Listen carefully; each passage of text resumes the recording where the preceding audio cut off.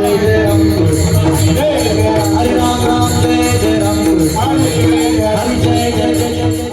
आता एकपणे उभा, एकपणे याचा अर्थ त्याच्यात आणि माझ्यात आता कुठलंच काहीच नाही. एकगाव आम्ही विठोबाचे नाव आणि काटे काम. आता म्हणजे आम्हाला या परस्परे एका नामाचीच अंतरे, नाम स्वरूपी फरक. देव महावया गेलो तेथे. आता चैतन्य म्हणजे काय सांगावं देवा, इतकं प्रेम आमचं तुझ्यावर. 70-75 वर्षाची म्हातारी दारात कृष्णाची रांगोळी काढते. प्रेमाची प्रचिती करायला उद्धव गोकुळात पाठवले होते. इतका सुंदर कृष्ण काढलेला बघून उद्धवाने विचारलं आजीला, थरथर हात कापतात तुमचे, तरी इतका सुंदर कृष्ण कसा काढायला जमला? कसं सांगायला उद्धवा, अरे शरीर इथं, आत्मा कृष्ण जवळ. उठता बसता खाता पिता चलता बोलता ज्याचं स्मरण केलं त्याच्या स्मरणाशिवाय दुसरं काही स्मरणच नाही राहिलं. मग डोळे झाकून जरी हात फिरवला तरी कृष्णच उमटला. एवढं प्रेम म्हणे. मग एवढा सुंदर देव काढला पण ज्ञान कमी पडलं प्रेमाच्या पुढे. कसलं ज्ञान रे उद्धवा, एवढा सुंदर देव काढला पण देव अपूर्ण काढला. अपूर्ण? देवाला पायच नाही काढले आजी तुम्ही. म्हणूनच देवाने तुला गोकुळात पाठवलंय बघ. तुला अक्कलच आहे बाबा, तुला प्रेमाचा काही प्रवेशच नाहीये. भक्ती प्रेमाविना काय करायचं होतं या ज्ञानाचं? अहो आता काय माझी चूक दाखवताय तुम्ही. विसरले नाही रे उद्धवा. अरे उद्धवा, मी देवाला कधीच पाय काढत नाही. का बरे? पाय नाही येत का देवाला? आहेत रे उद्धवा, पण त्याला पाय होते म्हणून तर मला सोडून बसवलेला गेला. तिथे त्याचे पाय धरणं माझ्या हातात नव्हतं बघ उद्धवा. पण माझा कृष्ण फार नटखट आहे बघ. रांगोळीत पाय काढले इथून पळून गेलं तर, म्हणून मी काही देवाला पायच नाही काढले. किती शुद्धांत माझा देव लांब जाऊ नये पण रांगोळीत पाय न काढणाऱ्या आईचा किती जीव असेल त्या कृष्णावर. एवढं मन माझं देवा तुझ्या चरणी रमलं की आम्ही चैतन्य इतकं प्रेम असावं. अहो म्हातारी कृष्णाला पाळण्यात बघती आणि पाळण्यात बघून म्हणते, देवा कितीच गोड दिसतोस रे. अरे तुला बघून असं वाटतंय थोडा मोठा असतास तर आत्ता म्हातारा सोडलं असतं. कशाचं काय, देव मोठा झाला. पाळण्यातून डायरेक्ट समोर उभा. म्हातारी म्हणली उभं म्हणली, देवा म्हातारा मारेल ना मला. देव आहे ना तुम्ही अंतःकरण शुद्ध करून त्याला हात मारावी आणि देवाने पूर्ण नाही करावं असं कधीच होत नाही. भक्तकरण त्याने पूर्ण करण्यासाठी तुमची हात शुद्ध अंतःकरणाची हवी. त्यात स्वार्थ नको. देवाने काहीतरी द्यावं म्हणून देवाच्या दारात जाऊ नका. देवाने मला खूप काही दिलंय याची कृतज्ञता बाळगण्यासाठी देवाच्या दारात चैतन्याची शोभा आणि त्याच कृतज्ञतेमध्ये प्रेमा दोन्ही. जेवढे ताठ हात तेवढे तुम्ही निश्चिंत. आकोड हात म्हणजे मी जरा गुंतलेला आहे जिंदगीत कोटाने लय केल्या तुम्ही. खाली हात म्हणजे ॲटिट्यूड, त्याला गरज नाही देवाची तुमच्या हिशोबाने प्रेमाने. राधे राधे राधे राधे गोविंद राधे राधे राधे राधे गोपाल राधे गोविंद राधे बोलो गोपाल राधे गोविंद राधे बोलो गोपाल राधे राधे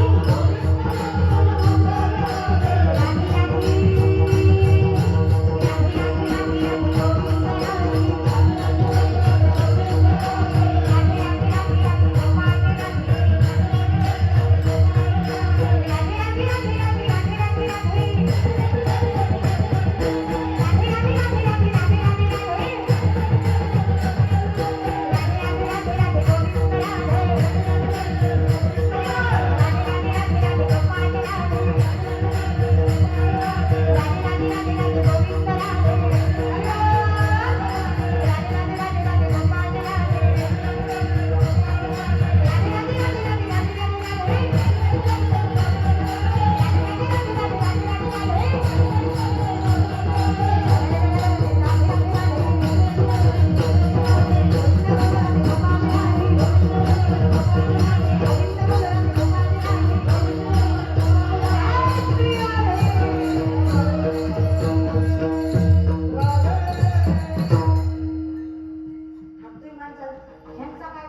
मध्ये हे देवाचं गणित लय खतरनाक आहे.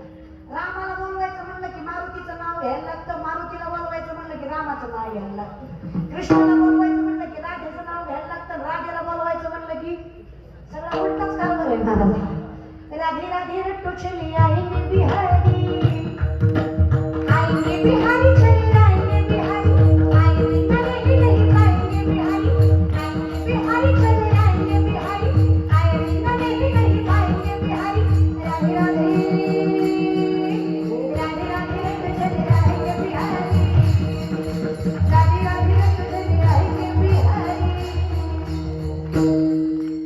ते सगळं झालं. हात कोणी खाली घ्यायला सांगितलं, खाली कोणी घ्यायला लागलं. तसे गोळे तुम्ही ऐकताय तेच खूप बरं ना. असं नाही घ्या, असे तुम्ही किती वेळ थांबले असते नाही.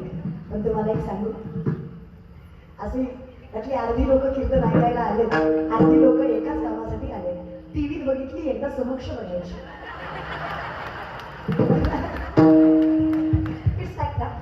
पण एक खरं सांगू का, हे वाढत चाललंय म्हणून सांगते. कीर्तनकारामुळे कीर्तन कधीच मोठं होत नाही. कीर्तनामुळे कीर्तनकार मोठा झाल्याशिवाय राहत नाही. ताकद फक्त व्यासपीठात असते. माणसात एकदा हे व्यासपीठ सोडलं की ह्या माणसाचा काही अधिकार की फक्त या गादीचा अधिकार आहे. नतमस्तक परमार्थाला भाव, व्यक्तीला नाही. नतमस्तक ज्ञानाला भाव, भक्तीला भाव, व्यक्तीला नाही. ज्या व्यक्तीकडे अहंकार आहे त्या व्यक्तीच्या चरणावर कधीच मस्तक ठेवायचं. आणि या जगात संत सोडले तर अहंकार नाही असा एकही व्यक्ती नाही, हे डोक्यात ठेवा. एकही नाही. ना कीर्तन का कुणीच नाही. प्रत्येकाला थोडा तो होईना थोडा काहीच. इथे फक्त ज्ञानोबा तुकोबा आहेत जे अखंडितपणे नम्र आहेत. शब्द काय आहेत त्यांचे, अनाथ अपराधी पतित आगळा परी पाया वेगळा करू. कुठून आली ही नम्रता? तेही एवढं सामर्थ्य असताना. 5वा वेद आहे गाथा. 4 अभंग पाठ केले तर लोक आम्हाला एवढं मानतात. विचार करा, ज्यांचा गाथा आहे त्यांचं सामर्थ्य काय असेल आणि काय कौतुक केलं पाहिजे त्यांचं. त्यांचे शब्द आहेत की मी अपराधी आहे, मी पतित आहे, मी अनाथ आहे. मग आम्ही कोण आहे? आम्ही ढेकळं आहे. काहीच नाही, आमचा फायदाच नाही आहे काही, तरी आम्हाला गर्व आहे. ही तर चुकीची लक्षण आहे. देवानं फक्त मुखात तुझं ना आणि प्रेमाने भाषण विठोपाय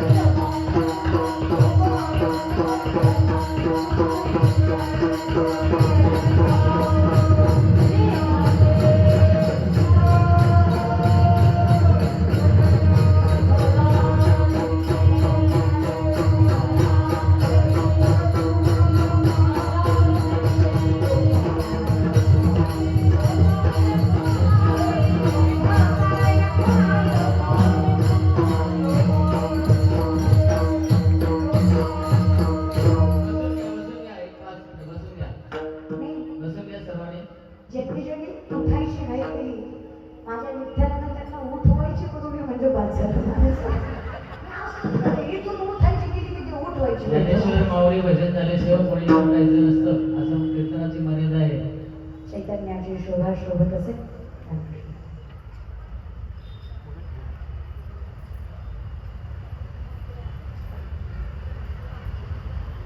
काही नाही, एवढा विचार करू नका. नाही तर अख्खं कीर्तन सोडतं आणि कानात सांगितलं होतं, कानात लोकांचं नाही कारभार बेकार आहे बाबा, ट्रान्सपरन्सी हवी. काही नाही, काही एवढंच सांगितलं की थोडं जाणीवपूर्वक दक्षता घ्या. तर 2 दिवसापूर्वी मंगळसूत्राची वगैरे चोरी झालेली आहे, तर थोडं जाणीवपूर्वक सामर्थ्याने स्वतःची काळजी स्वतः घ्या. अखंडितपणे फक्त काळजी घेऊ, कारण या आनंदामध्ये विनाकारण विरजन नको अशा हिशोबाने स्वतःची काळजी घ्या, एवढीच फक्त सूचना आहे.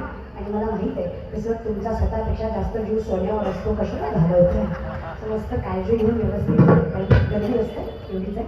पण अखंडितपणे तेव्हा हे शोभून दिसणार यात वाद. हा सुंदर नामचिंतनाचा अभ्यास आमचे माननीय आमदार, या भागाचे बाकी विधाते विद्यमान आमदार, गेली 25 वर्ष सलग मी सुरुवातीलाच वाक्य वापरलं की स्वतःच्या वडिलांचा फोटो घरात कोणी लावेल त्याची खात्री कमी आहे. ज्या माणसाला सलग 5 वेळेस लोक निवडून देत आहेत त्या माणसाने लोकांच्या मनात जागा किती मिळवली असेल आणि किती अखंडित मनस्वी आला दादा नसेल. त्यांनी माझं कीर्तन ठेवलं म्हणून त्यांचं कौतुक नाही, पण ते दरवर्षी कीर्तन ठेवतात म्हणून त्यांचं कौतुक आहे. तुम्हाला जर वाटत असेल माणसं गोळा करण्यासाठी, तर माणसं गोळा करायला कीर्तनच करावं असा काही नियम नाही. माणसं कशानेही गोळा होतात. लोकांच्या बुद्धिमत्तेची पातळी फार घासळत चालली आहे सध्या. या पाटलाऐवजी दुसरी पाटील बोलवली असती तर ह्याच्यापेक्षा 100 पटीने गोळा झाली असं कुठेही बसून बघितलं असतं. तुझ्यासाठी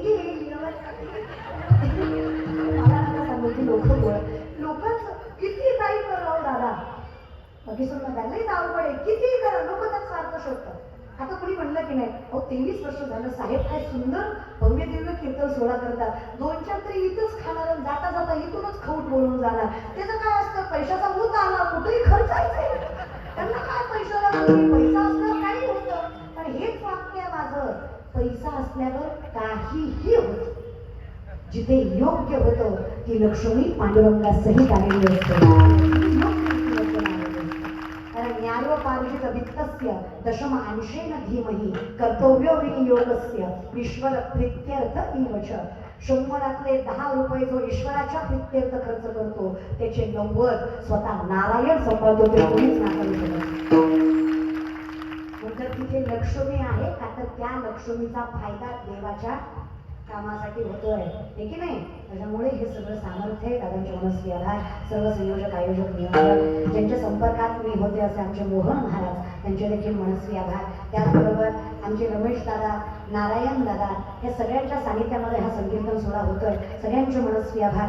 सुंदर कोड गायनाचार्य, अगदी सुंदर आवाज आहे ताईंचा, ज्यांनी पंचपदी केली चरणावर साष्टांग दंडावर त्यांच्या माऊलीने एवढी सुंदर कंठ व्यवस्था त्यांना दिलेली आहे. त्याचबरोबर सगळे महाराज मंडळी, माझ्यापेक्षा ज्ञानाने अधिकाराने मोठी असणारी माणसं तुम्ही, पण माझ्या कीर्तनाला साथ केली हा तुमच्या मनाचा मोठेपणा आहे. चरणावर साष्टांग दंडवत म्हणाला.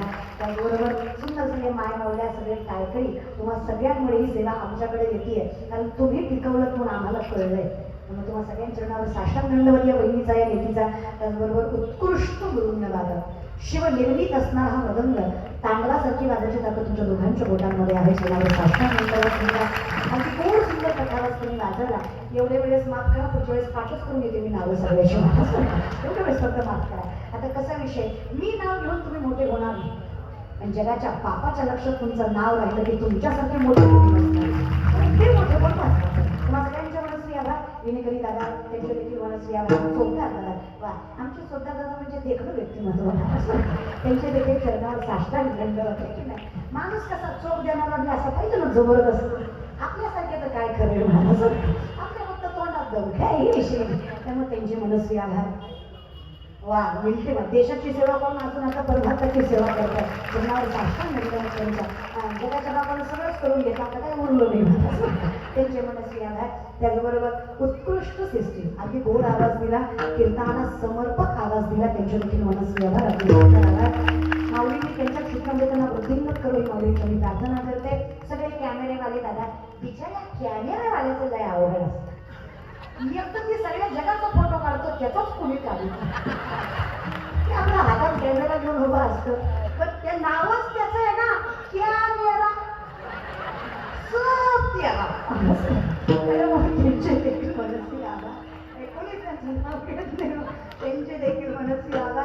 आणि खरं सांगते व्यासपीठावर तुम्ही सगळी वरिष्ठ मंडळी खाली चाला खाली चावाटा जसा या कीर्तन सोहळ्यात आहे माऊलींच्या साक्षीला सांगते तो पंढरीश पांडुरंग परमात्मा त्या प्रत्येकाचं कल्याण केल्याशिवाय सोडत नाही आणि सामर्थ्याने सोडत नाही. तेव्हा सगळ्या वरिष्ठांच्या माणसांच्या भाग तुम्ही सगळे मायबाप येतात म्हणून तर हा सोहळा होतो. एवढ्या अगदीपणे स्थिर राहतात. गेली 2.5 तास तुम्ही इथं बसलेले आहात त्यामुळे खरंच आणि जागा धरण्यासाठी अर्धा तास आधी असं आणि अजून एक पॅटर्न आहे मैत्रिणीची जागा धरतात. माझी मैत्रीण येणार आहे तुम्ही बसायचं. एक काम करा जिची जागा धरली तिच्याकडनं वचन घ्या माझ्या माझ्यासोबत आली पाहिजे म्हणून मी जागा धरली ना तुझी होईल का असं पण नका आपुली आपण करा संसारी बंधन सगळ्यांच्या मनस्वी आभार श्रद्धा प्रणाम सेवेला विराम ज्ञानेश्वर